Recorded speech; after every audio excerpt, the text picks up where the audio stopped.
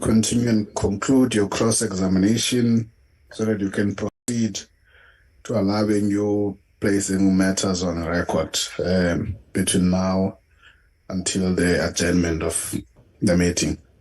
Thank you. I hand over to you. Thank you, Chairperson. Good afternoon, Mr. Thejane. You back?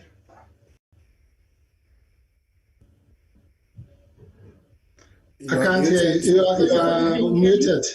Sorry. Yes. Can you hear me now? Yeah, I can hear you now, yeah. All right.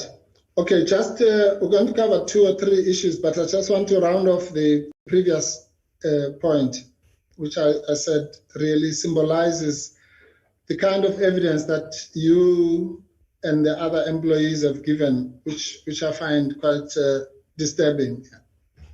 So we agree that really all of you, well, I don't want you to speak for other people, yourself.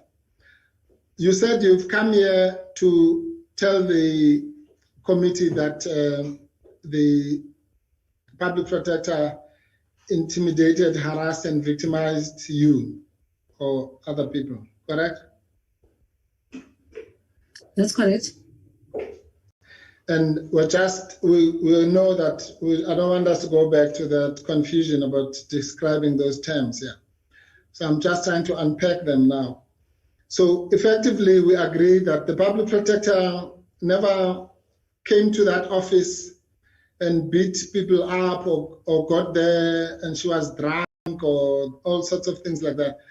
All these problems that you have with her is because she was driving performance, correct?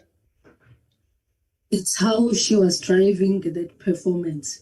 Yes, no, I accept that. It's how she was driving performance, but all the problems that you and the others have are about driving performance, the manner of driving performance. It's not like she went there and she was stabbing people or doing things like that, correct? Well, PP can be a very soft-spoken person. It's what she says. It's what she says and how she says it in her actions. That can be an equivalent. Well, let me not compare it to driving around and the way that you have placed it. But within a work environment, it's how things are done. I don't think you understand my question. Yeah. All these bad things, whatever they are, that she did, were aimed at improving performance, correct? Yes, that was her aim. Yeah. But that's not how you yes. I'm not underestimating or undermining the fact that you are saying is the how. But all I'm saying is that all the problems that you have with her are related to her, the manner in which she was driving performance, service delivery, and all these performance indicators, correct? Correct. Yeah. Now, and you say that one of the issues is that, okay, Advocate Shabalala asked you about yourself now. You were phoning people in the wee hours of the morning, correct? Not in the wee hours of the morning, but late at night, yes. Very late at night. Pardon? Yes, I was calling people. Yeah, in ungodly hours, correct? That is correct. Yes. Now, so that was victimization in your language, correct? No, I wasn't victimizing people. Oh. So when it's you who, I thought you were saying victimization and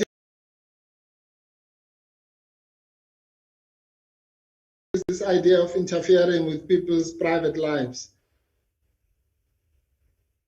Yes, I did say, you see, we are the ones who have to deliver the work. So PP was not calling people in godly hours. I was explaining or describing the work environment itself that because of these tight deadlines that are often prescribed, then you have to get things done. Yes, it included calling people during those odd hours. In other words, for me, who is based here in head office, and also my position, and who sits in these meetings, then it then translates in that way that you affect each and everyone. That is why I was saying, while yes, the objective was to drive performance, but how you then drive performance, because the more harsh you are, the more threatening you are, people are going to then deliver that product by the time that you said, product by when. But what is the quality of that product? Then it affects everyone along the chain. Okay. No, we've gone through the quality. I don't know whether you didn't hear the question or you're dodging it. I'm saying you, Mr. Thejane, when you phoned people in the wee hours of the morning, would you count from their perspective that you were harassing and victimizing them, correct? Because they were sleeping at home and yes, indeed, they could see it that way. Yes, they could. Yes. So they could be justified. Yes. But no, fair enough. So, but when you were victimizing and harassing those people, it was because you were feeling pressure to deliver, correct? That's correct.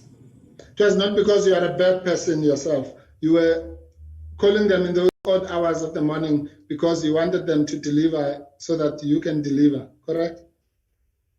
That is correct. Yes. So the same applies to the PP. Do you know that she also has pressure to deliver?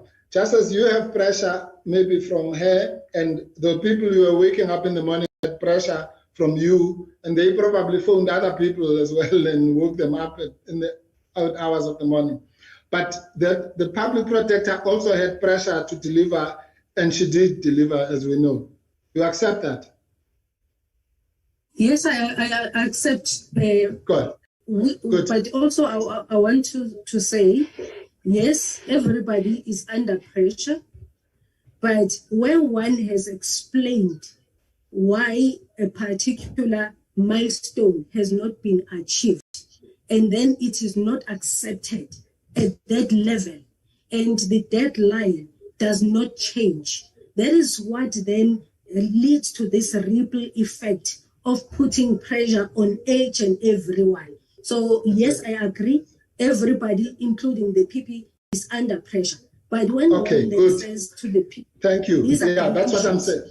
Yes. Yeah. Yes, ma'am. I'm saying therefore, so if you are saying victimization, so PP, insofar as she was also acting under pressure, she was a victim herself, correct?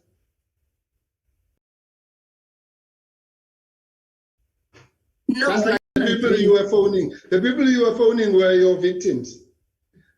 No, accept that. You don't agree that the people you phoned at 3 in the morning, okay, sorry, I don't know what the time is. The people you phoned at the odd hours were at face value victims of your phone call, correct? No, I've agreed to that, but I don't agree that PP is the victim.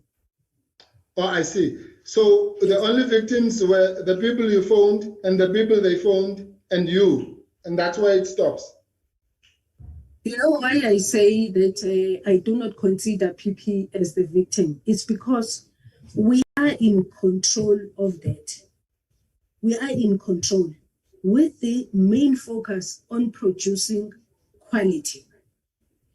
If there's an explanation that is provided and that deadline does not change, you end up putting pressure on each and every other person to then produce work that may not be of good quality. All right. Since you say you followed Ms. Mokhaladi's evidence, you accept that what you are saying is false. That's not what happened. Actually, on many occasions, people had to determine their own deadlines. No, I disagree with it. And but do you accept, since you followed Ms. Mokhaladi's evidence, do you accept that she conceded on that point?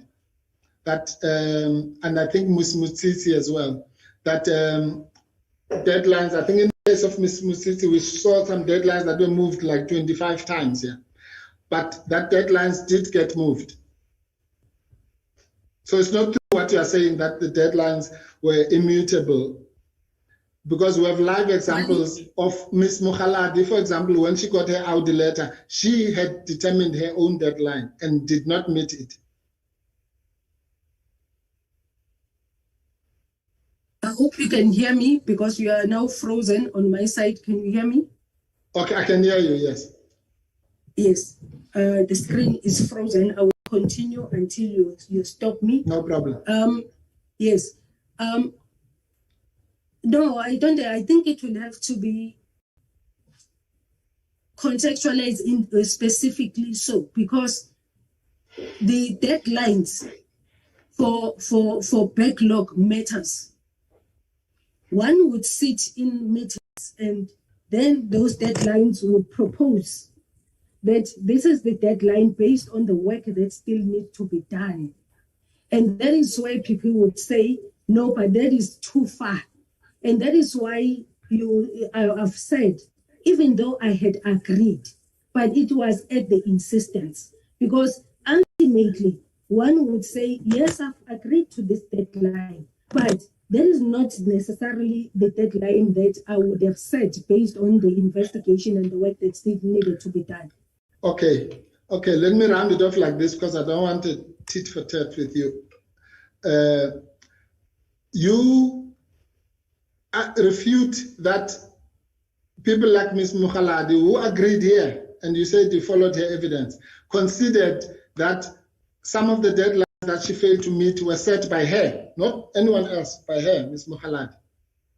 No, I'm not refuting that. I was just explaining, yes. No, all right. And Mr. Tebele, who also gave evidence here, you know him? Yes, I know him. Yes, he also testified that people at times would give their own deadlines and fail to meet them. So let's leave the issue of the ones that were not changed. What about the ones where the people set the deadlines themselves and still not meet them? Do you still think that's fine? No, I don't think that's fine if they've set their deadlines. Yes. So therefore, in the instances, like in the case of Ms. Mokhaladi, where she had missed, I think, 4 or 5 deadlines until came the point where she set her own deadline and she still missed it, you would accept that there must be consequences? Depending, obviously, on the reasons for still not meeting the deadlines that she has set herself, then I would agree there should be consequences. So then we must know, if we do that, then it means we'll go back to the dark days before Adv Mkhwebane, where matters would last for 5 years, correct? Because then it will be, well, depending. I'm sure even Ms. Madontela and the others wanted the backlog to be slashed, but people were giving this depending for 5 years. So at what point then should we say that this matter must be delivered? You cannot be giving us these excuses for 5 years. Yes, you have correctly used the word excuses, because that is what it was seen as, excuses, instead of listening objectively and view it objectively why it has not been achieved. I fully agree with you. Where those reasons are not legitimate, then yes, there must be consequence management. I agree with you. Oh, thank you. No, then we've made some progress. Where those are justifiable, then the consequence management is not the right approach. That is what I am saying. No, that's fine. That's fine. Good. And we're not here debating matters of style. You accept that different managers or different leaders will have different styles, correct? I accept, and that is critical to the success also of an institution. Yes. Okay. And the PP's style is to be rigid on deadlines. I think that one we all know. But that's how she has achieved what she has achieved, correct? Rigid, but at what cost? Yes. Because you said, now we are going back to my theory. I said there always will be a cost, man. Remember, that's where we started. You said you don't understand what I meant by cost or price. I'm saying that's the point I'm making. So at that cost, I'm saying she, with all the costs included, has achieved what she has achieved by being rigid and sticking to the deadlines where yes. You accept that, okay? Yes, and rigid in this, if you allow me, rigid in this context, I am implying it to the change, the service delivery that you were talking about. That it starts here because this we can control and say we are doing it correctly, close to perfect, if not perfect, to change that service delivery we're talking about. Yeah. All right. Well, but you can only work with what you have. If you have so many employees and so much money, those are the constraints. That's what I tried to explain that to you, but I don't think it's fine. Let's leave that here. Okay. When it comes to the deadlines, you accept that you've already accepted to Advocate Chabalala that the deadlines were not necessarily the PP's deadlines. Some of them were deadlines that taken ownership for yourself, correct? Yes, correct. And sorry, ma'am. And you also accepted that some of those deadlines were even imposed by Parliament, correct? Correct. Yes. And so those deadlines cannot be attributed to the public protector. And you've said that the 30-day deadline imposed by Parliament on EMEA matters is unrealistic, right? Yes, that is my view based on the time it has taken us to conduct yes, just I know. Yeah, you explained yes. that to Advocate Chabalala. Okay, yes. so what would you say is realistic? What should Parliament consider with for EMEA? 2 months, 3 months? I don't know if it's really for this this sitting, but on average, we have found that an average of conducting your EMEA matters ranges between 7 months, 7 months and more. So 7 months EMEA with a dedicated team doing that investigation or conducting that investigation, because we are still using the very same resource. And this matter, that matter has been communicated many times to Parliament, correct? The issue of the 30 days, even by Advocate Matonzela, I think. Correct? Yes, correct. And for the past 10 years or so, Parliament has not shifted that deadline, correct? Well, it has not changed, yes. So they've been rigid with that deadline themselves, correct?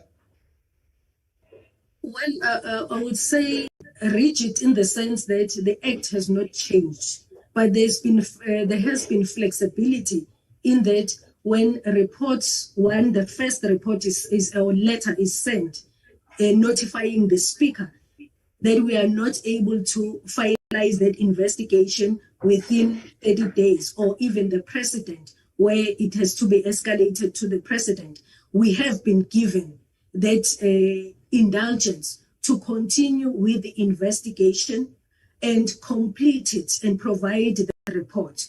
And it is the same thing that we've also been asking in this instance, that as we would also explain to Parliament that we are not able to meet this deadline because of 1, 2, 3, the same would also request of the public protector that indeed there is a rigid time frame. Thank you. But and the evidence of the public protector will be that that's exactly what she has done as well. There's one example, which you may or may not know about it, of the Friday report, which was promised to her, I think, in November 2017, but was eventually produced in 2018. exactly because of what you're saying, that even though there was a deadline, but if it could not be met, it could not be met for valid reasons. That happened. That's what the public protector will say. Are you saying that never happened? She'll be lying. No, I would not say that. I do not know what happened on the Friday. All right. And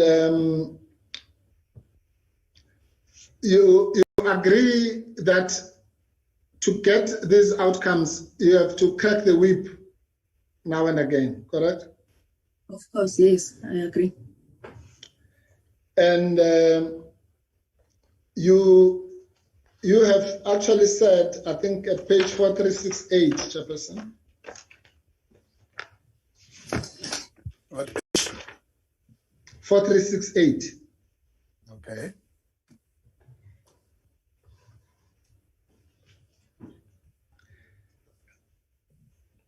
You said, I do not take issue with management cracking the whip where performance has been substandard.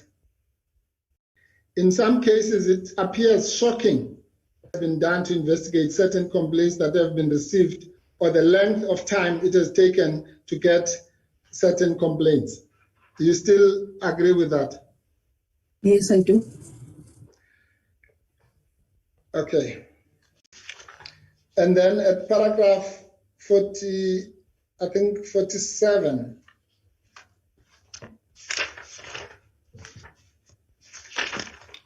which is 4360.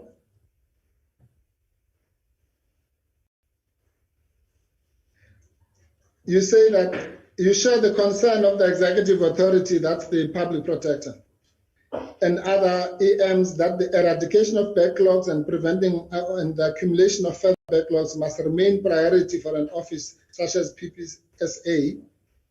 Agree with that? Yes, I do. And you say in order to deal with the backlog and move investigations along from time to time, various mechanisms have been embarked upon since my time at PPSA in 2019. And those various mechanisms are the one that you and I have discussed of deadlines, pressure, working long hours, correct? No, mechanisms this way. To cut the backlog. It's what we've already discussed, some of the what we call the cost or the price of getting that done, correct? No, how what I meant here, because mechanisms, if you are referring to the budgetary constraints, I'm talking about measures that have been put in place to try and deal with the backlog. That's what I mean here. All right. And then one of the things that one of the good things the PP did was to get COO to drive some of these issues, correct? That's correct. And you have been happy, for example, with the fact that the COO managed to contribute to the slashing of the backlog as well, correct? Correct. And but that intervention itself was done by the PP in a way, because she's the one who identified that gap and delegated those tasks, correct? Correct.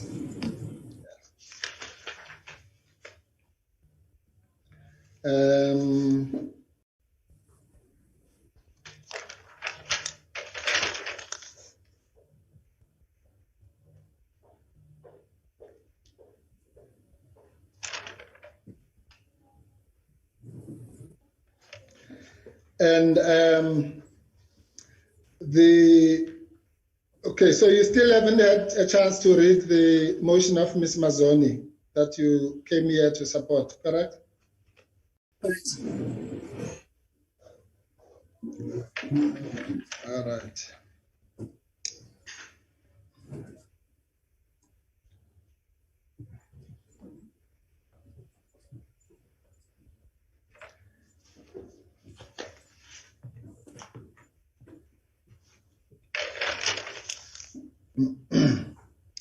And sorry, just to round it off, you've testified as well that one of the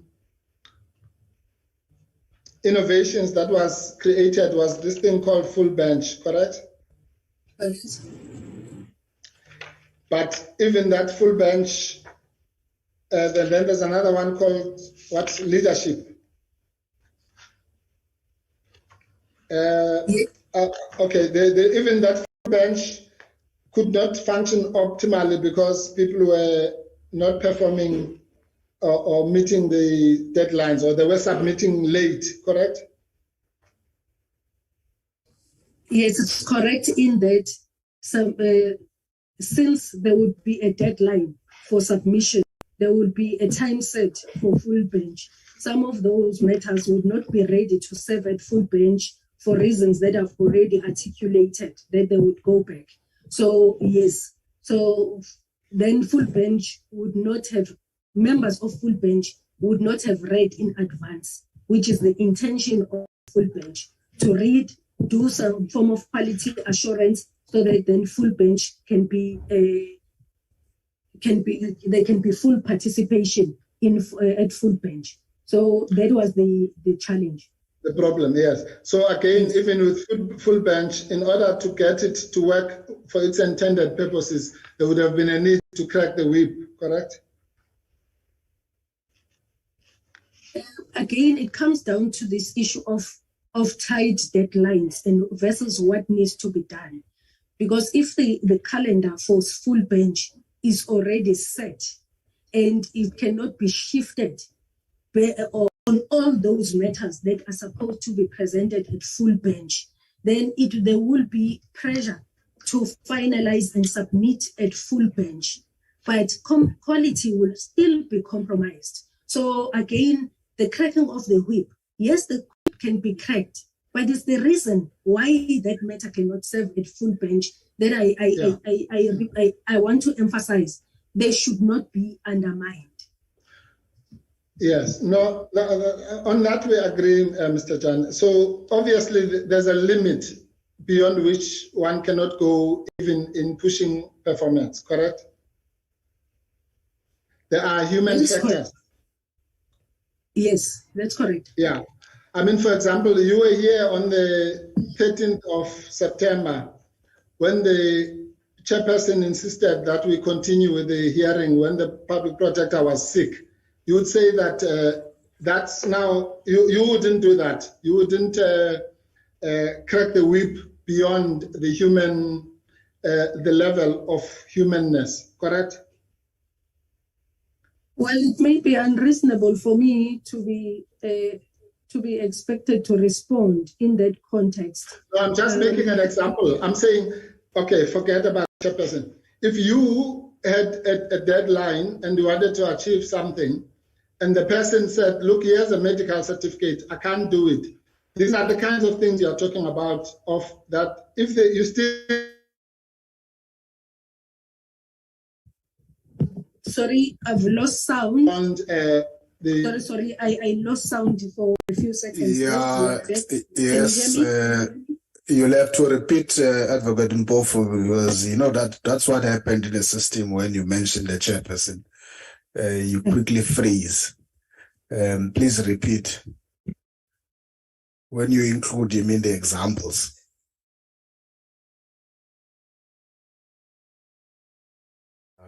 He is frozen. It's frozen again. Now. That's just a lesson. We'll wait for him until he's back.